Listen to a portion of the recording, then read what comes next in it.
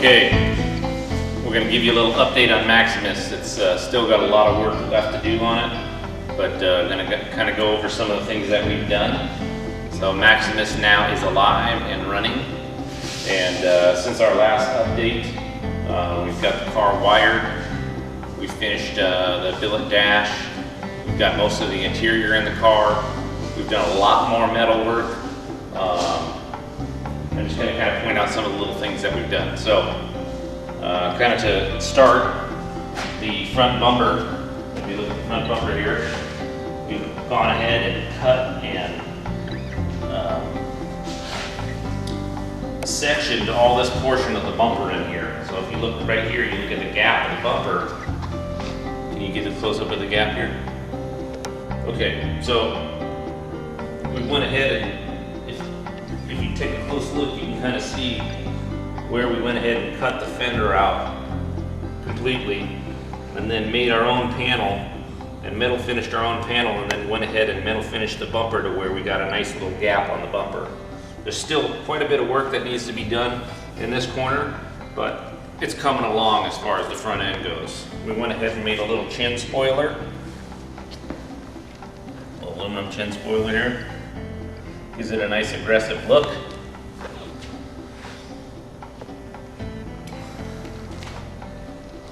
The engine bay, all the turbochargers and the intercoolers and everything is all functioning right now. All the fuel systems are functioning. So that was a big deal to get working.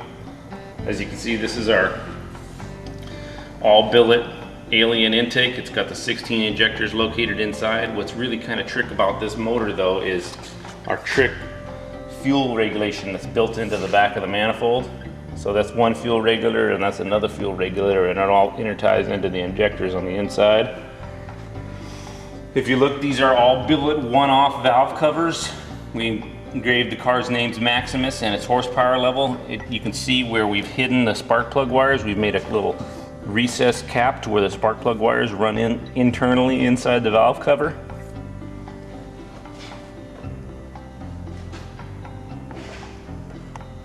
These are all brake and clutch reservoirs right here. So you've got independent brake and clutch reservoirs. If you look in front, if you go straight shot into the reservoirs, you can see all the hardline work that's done for the brakes. So all that's seamless, stainless seamless tube. That's all been, special mounts have been made and attached to the firewall to hold that.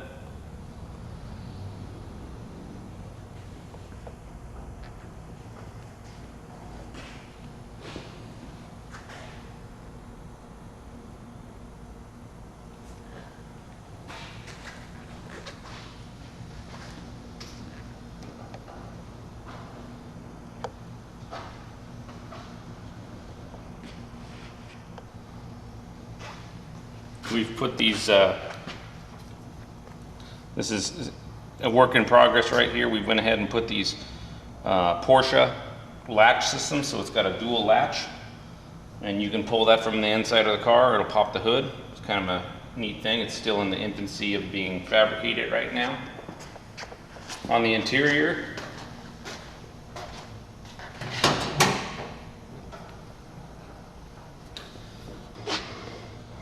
okay, so the interior, it's real rough. It's still all steel inside, but seats are all made from leather. We went ahead and that's the fully CNC dash right here. If you look at the dash here, we went ahead and had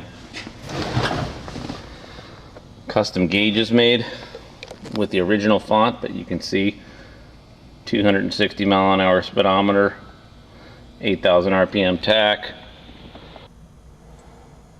Okay, so here's kind of a view from the passenger seat. We went ahead and cut this billet dash. Of course, we put the logo, 2,000 horse. There's the glove box, and you sweep across. We've matched the factory contours of the dash.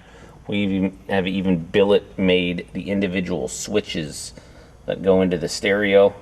Now this dash, if you see it split, although it's not working, it actually pulls back 4 inches, flips 180 degrees and moves forward, and there's a full iPad control for the entire car that flips up in the front. Here from the passenger seat, oh yeah, Maximus. So we've got a nice little Maximus logo into the steering wheel, which the steering wheel is kind of something neat to show. As we've taken the original wheel, we've double wrapped in leather, partial perforated, partial leather, and then we went ahead and nickeled the horn button. We kind of made a little custom shifter boot.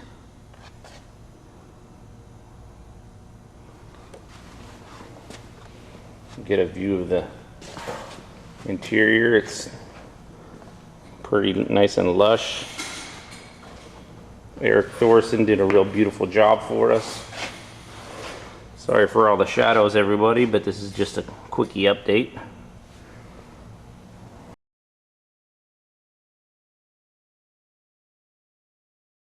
Alright, enough of all this metallurgy. Let's take this thing out for a maiden voyage and see what she looks like and sounds like.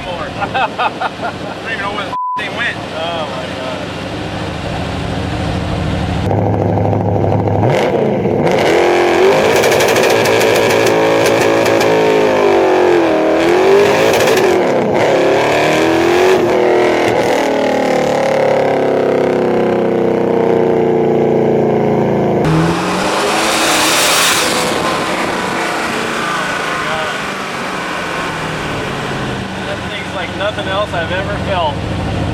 Where the f did my hat go? Oh, there we go. You know, it's like nothing else we've ever felt.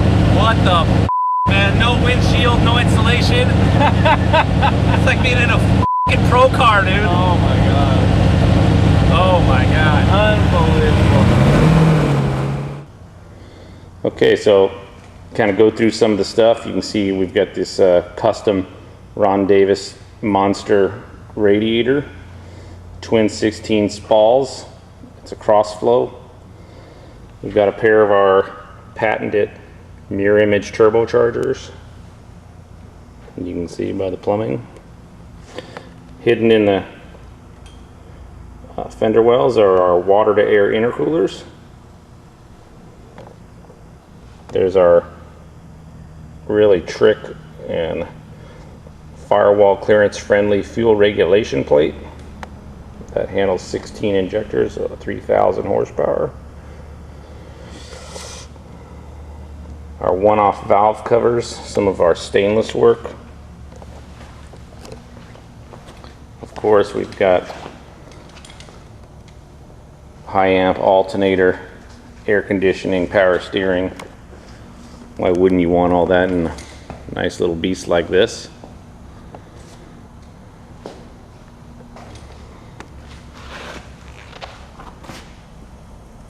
You can see how we're starting to mold that bumper into the top of the side of the fender there. Still a lot more work to do, but quite a bit of work is in that.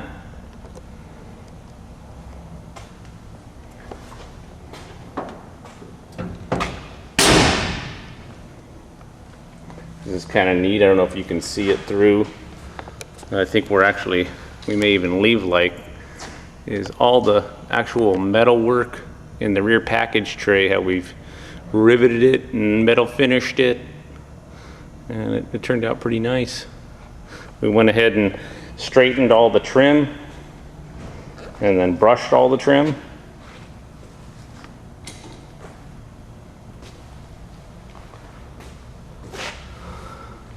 View of the fit of the rear bumper. Pretty classy. Of course, we gotta take a peek under the trunk here. Oh yeah, look at this. Okay, so what we're looking at is one of the, or I think the craziest gas tank ever made. This was a 2,000-pound slab of aluminum that we've carved from full billet. It's actually a twin gas tank. We've got about 30 gallons of 91 octane where it splits, and then you've got about 10 gallons of 116 octane. Aeromotive's Stealth A1000 pumps. We've went ahead and actually carved the tank to encase the hard lines, and it's fully operational with the exception of wiring the fuel centers right now and the feeds. We've still got some detail work to do in the trunk for the batteries, but the batteries are in. You can see some of the metal work we've done in the back. How all the trunk has been, all the rear suspension reinforced with cage. We went ahead and water jet our own trunk hinges to fit these big ass tubs. 18 inches of rubber in the back. All right, that's good.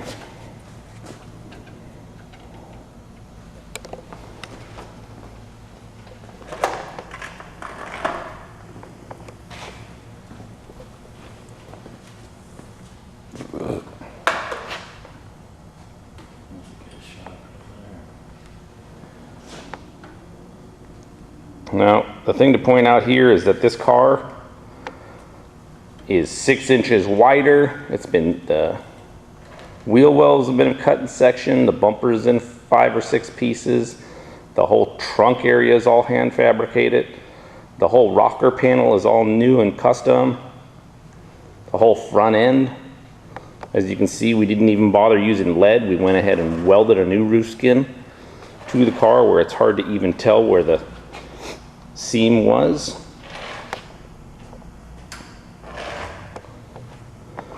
So that's why we've left it in metal, to show off the actual craftsmanship of this car. There's still much to be done, but as you can see, we're not trying to hide anything. We're trying to show off the actual craftsmanship of the car.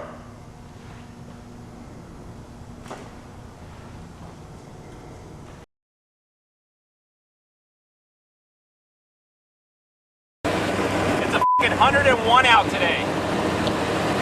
150 on the water temperature.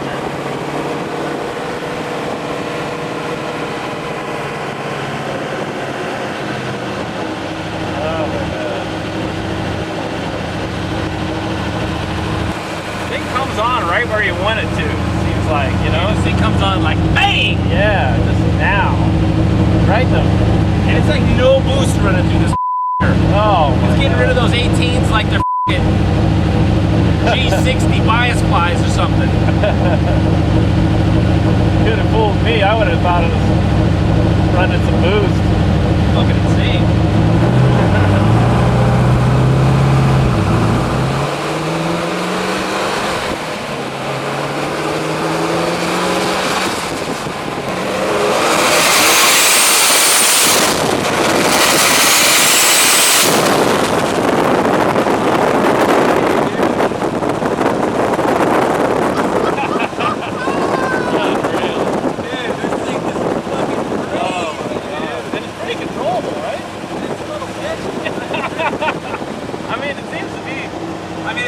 Just because I can't see good in the windshield. You know? The camera closes up when the wind starts flowing.